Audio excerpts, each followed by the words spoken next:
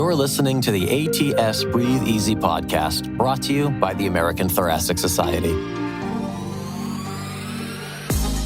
Hello, everyone. Welcome to the ATS Breathe Easy podcast on pulmonary function testing and race-neutral pulmonary function testing. I'm your host, Dr. Amy Attaway. We are so excited to be here to discuss this topic with two experts in the field who both participated in the ATS workshop on race-neutral PFTs. And so I'm going to introduce them. First, we have Dr. Nirav Bhakta. He is an associate professor at UCSF Health, where he joined as faculty in 2013. He's a clinician, educator, and researcher, as well as director of education for their pulmonary function lab, and was recently named a master clinician at UCSF. He was the first author on the ATS workshop on race-neutral PFTs. We also have Dr. Meredith McCormack, who is a professor of medicine in the Division of Pulmonary, Critical Care, and Environmental Health Services at Johns Hopkins. She's also medical director of their pulmonary function testing lab and was the immediate past chair of the ATS proficiency standards in PFT testing. Welcome. Thank you both for being here. Thanks so much for inviting us. I think there's a lot to discuss, and we're really excited to talk about this today. And I think so previously, race-based normal values were used to adjust spirometry for certain medical tests, and there was felt to be different physiological values.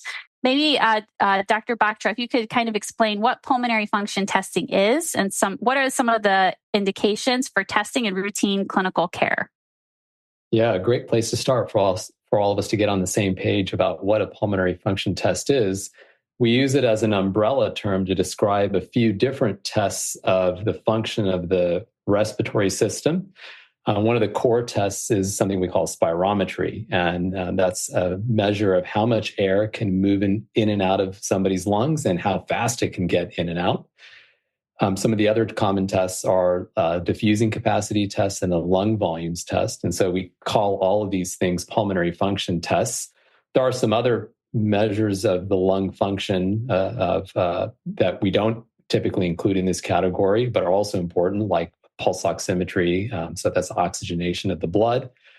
But in general, spirometry, again, is that core test. And these pulmonary function tests are quite useful in the evaluation of somebody presenting with general respiratory symptoms like shortness of breath or cough, and are also very useful for managing a number of specific lung diseases like COPD and interstitial lung diseases. In addition to our patients, we also use lung function tests sometimes to determine whether someone qualifies for disability, and in some cases in occupational eligibility, like to see if somebody qualifies for being a firefighter is one example of an occupation that often requires lung function testing or spirometry prior to being able to be qualified for that job. Mm-hmm. And I think so when we have spirometry, we always have our reference population, and then we have the testing is adjusted. So previously it's been adjusted for age, height, sex, and race. And that was kind of where the ATS workshop began, which had a lot, I think reading the ATS workshop, they really go into the history of where this adjustment for race began. And I think it's just a fascinating to read about it and how these changes kind of became ingrained in how we interpret our testing. I think, Nirav, you're going to talk more about that, right? Yes. So you mentioned, Amy, that these tests are commonly adjusted for age, height, sex, and were often adjusted for race as well. And so when spirometry was initially measured on large groups of people starting in the mid-1800s, it was noticed that younger people, taller people, and in overall men compared to women had bigger lung volumes, more amount of air that they can move in and out of their lungs. Some of these things, make sense, especially like the taller you are. Those studies also looked at social class and people in different occupations and found differences between groups in lung functions.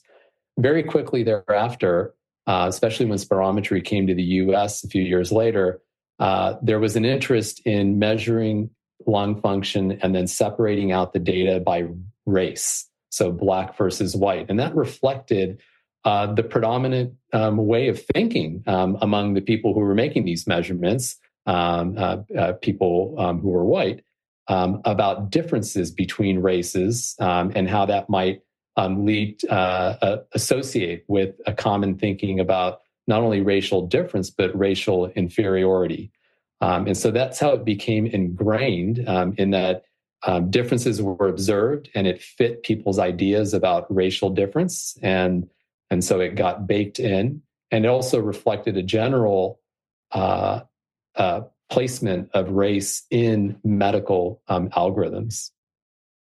One of the things I think in the story of how we've evolved and grown to think more broadly about race in the context of PFTs is that one of the aspects I think is really inspiring is a catalyst for really the work that's been done was sparked in large part by medical students and early trainees who were going through their medical rotations and noticed that race was included in algorithms across different specialties and started to question that practice and did so vocally. And so I think it's inspiring that new minds and new eyes really questioned our current practices and led to really a reevaluation of why we had considered race in algorithms and whether that was the best approach.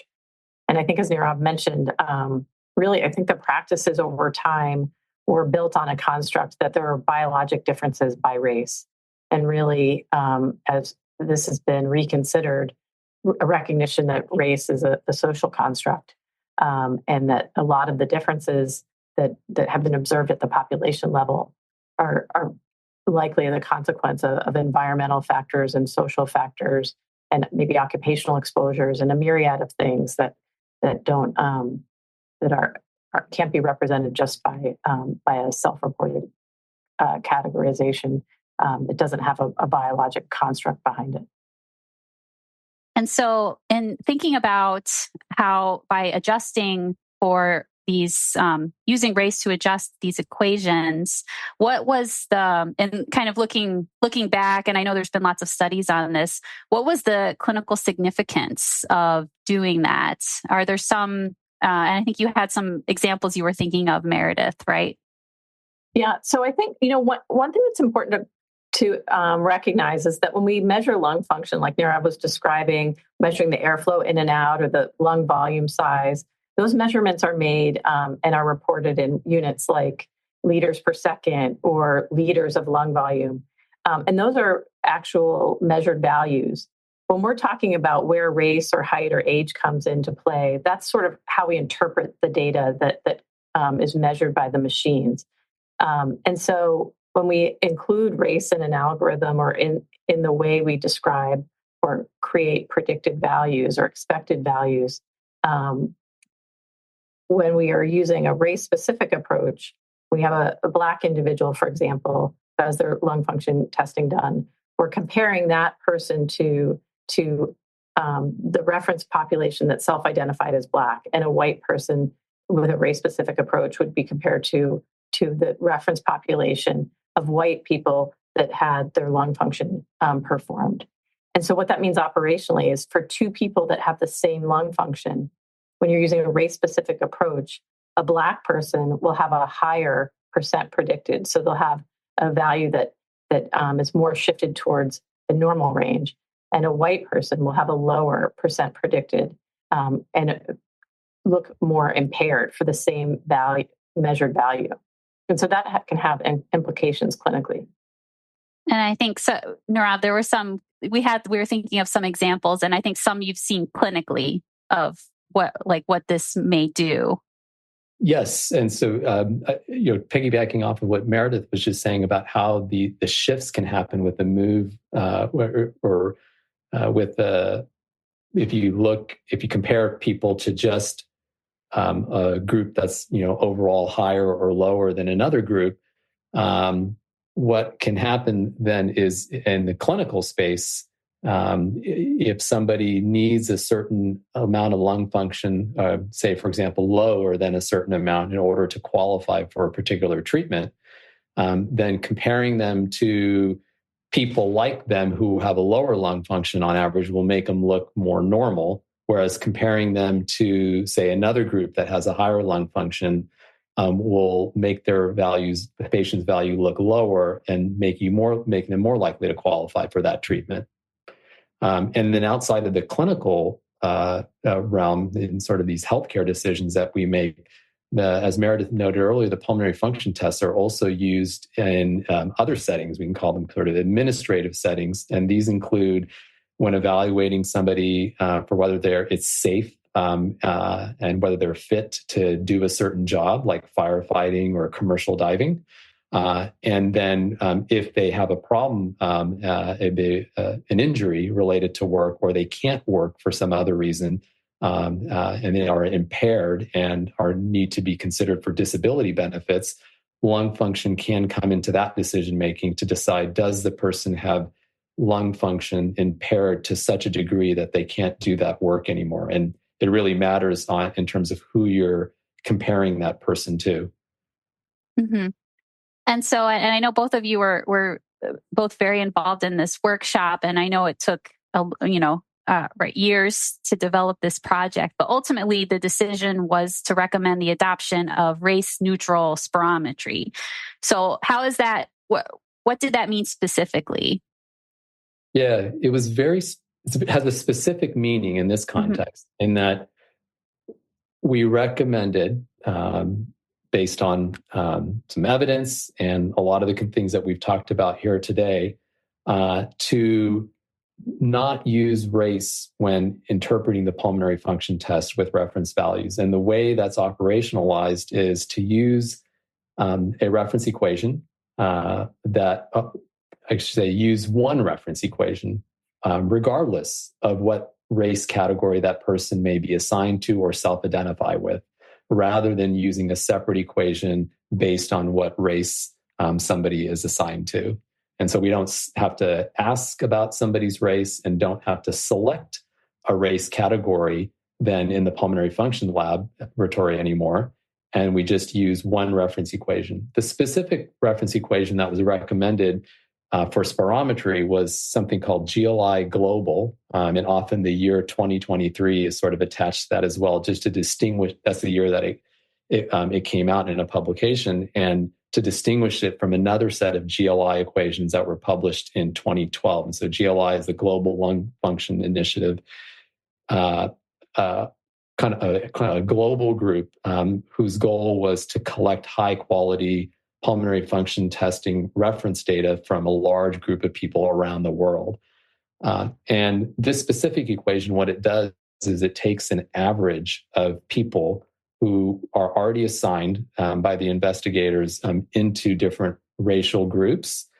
And it takes the average of those and puts them together into one equation as a way of sort of representing everybody rather than having race-specific equations. And I think, so for both of you, you both are kind of also a big part of your own pulmonary function testing labs. So not only did you get to help develop this and this change in clinical practice, you actually got to implement it in your own institutions. So how has that, I would love to hear both of your thoughts on how that has been, or how that went. You may wonder, how did your PFT lab make the change, if they have made a change? And you may be wondering, if they haven't made a change, well, what are the limitations? Why haven't they made one? And one of the things is that in order to use a new reference equation, software most often needs to be updated. And it could be the case that a lab is using a software that's so out of date that it can't be updated, or even if it is with a modern pulmonary function testing reporting software, they may need to get an update from the manufacturer. Often this is going to cost money and take time and support from the local information technology teams, and sort of connecting it with the electronic health record. And so there's a lot of resources that are needed to make the change. But I think, as Meredith is going to mention here, there are some alternatives. Yeah, I think what you've mentioned is really there are some barriers that can be out there. If your software has GLI as one of the options for the reference equations, which you end up choosing in the software as part of the pulmonary function testing device, if you haven't gotten the update to get GLI global, but you do have GLI, one thing that you can do is you use the category other for all the patients that come in. So instead of selecting white or black, you select other for every patient, and then you're using the same approach for every individual. And it turns out that using GLI and applying other, which is a composite category, is very similar to GLI global. So that's a way that if you have the ability to use any of the GLI reference equations for spirometry, you should have the ability to designate everyone other. We used that actually as our first step in implementation. And it still took some steps because we had to explain to our technicians to do that. Some people sort of forgot. And so there was a little bit of time we had to just streamline our process and do education and re-education to make sure that everything was done in the same way. And ultimately, we were able to just automate that until GLI Global was available. And I think there's also some educational materials, right, that we were taught that are available. Yeah. So one of this, Nirav was describing one of the steps of implementing it in the lab, but then there's also sort of the implementation piece of now in your clinical practice. And so if you have a PFT report and you're not sure what was used, your reference equation should be listed as part of the report in every patient. And in our report, we have a visual diagram that shows it has green and yellow and orange and red, a visual display of where a patient's lung function is for example, for their FEV1. And it also has cut points. And so for some of my patients, they might have changed from mild to moderate or moderate to mild between visits, even though their lung function was pretty much the same. And so I was able to have been able to show them that visually and also just describe that when you're on either side of a cut point, like a boundary, if your lung function's right near that boundary between mild and moderate, that just going a little bit in either direction can shift that designation or category. But really, it doesn't represent a change in their actual lung function. So that's been helpful. Mm-hmm.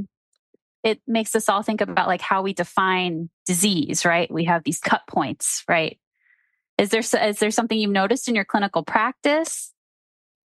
I think overall it's going to take more study to really understand how people treat borderline values, whether people look at, say, the visual color bars or placement of things and say, maybe as a clinician, I'm going to take into account more information, other aspects of the case. For example, the symptoms that the patient's having, their trajectory, the imaging characteristics, and decide, whether to make sort of further mental shifts or whether people just go with whether they're above or below.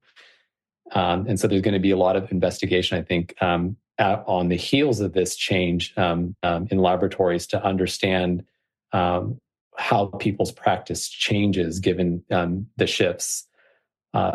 There are examples, clinical examples, where moving above and below the cut point is going to have an impact. And so I can just give two examples. One example is for lung transplant referral, where, and so to be specific here, even though if somebody has been evaluated for lung transplantation and is deemed a candidate and is put on a waiting list, that their position on the waiting list is not currently impacted by pulmonary function testing. However, the international guidelines for clinicians on when to consider referral to a lung transplantation center or specialist do include suggested lung function cutoffs in addition to a lot of other clinical information. So, for example, with COPD, even though symptoms, frequency of exacerbations, and a few other things go into it, The guidelines also list a spirometry cutoff. So one of the measures from spirometry is the forced expiratory volume in the first second of exhalation, called the FEV1. And the guideline says if you're less than 20 to 25% of predicted, that's another reason to consider referral. And so if there are cases where people are not meeting the other criteria, but would have by lung function, and the change is made from race specific to race neutral, for example, for a Black person, that could now their lung function, and they could get referred earlier. Conversely, for a white person, they may go above the threshold and may get referred a little bit later. That's one, example. And to throw out another clinical example there that moves in the other direction is that, well, actually, it's the same direction, I should say, is treatment of amyotrophic lateral sclerosis, ALS, with respiratory muscle weakness with a non-invasive ventilator. Lung function needs to be below a certain amount in order to get that kind of a treatment. And it's going to be the same changes then that happen with a lung transplant referral. It's pretty complicated, so it can be hard to understand or really explain why we're talking about race and pulmonary function at all. And we have worked with the American Thoracic Society to create patient-facing materials, and those are available on the website, just to provide a little bit of foundation. And I found those helpful to really start that conversation, or if a patient's asking about why their lung function might look a little bit different, those resources are available. Yeah, I mean, ultimately, we've kind of looked back and, trying to think about how we've been doing things. Like this is the more accurate way clinically. So I think that's really exciting. But I know there's lots to think about in the future, right? Like where do we go from here? And I think there's a couple of things we're still thinking about of how to make the process even better, or what things we need to study more. I think we're seeing more and more publications about the implications. There was a publication in the New England Journal trying to quantify some of these different implications that we might see, and like we've talked about today, in the context of disability and in occupational eligibility, as well as in referral for treatments. And you can see that at a population scale, this can affect millions of people and also affect millions of dollars of disability benefits. So really putting that in the population level context. I think at the individual level, I think there'll be work looking at new ways. But we've talked a lot about this population that describe normal or abnormal or severe lung function based on measurements taken at the population level. But I think as we're thinking about ways to create approaches to defining impairment or normal versus abnormal, we'll see more ways mathematically we might be able to use the absolute values or other characteristics of patients that may become more precise or more refined over time. And I think there was also a need, I think, for a reference, like future studies and a new reference population, or is that? Yep. We, like I mentioned, that GLI Global is a kind of weighted average of already existing data. We're into racial categories, and it's a limited number of categories, and it's not people from all over the world. And so even for spirometry, the field is going to be considering, what is the next best reference equation? And like Meredith said, maybe the answer to what's the next best reference equation and having to change that constantly, not use reference equations. And so that's where spirometry could be heading in a couple different directions. But for those other pulmonary function tests, lung volumes and diffusing capacity,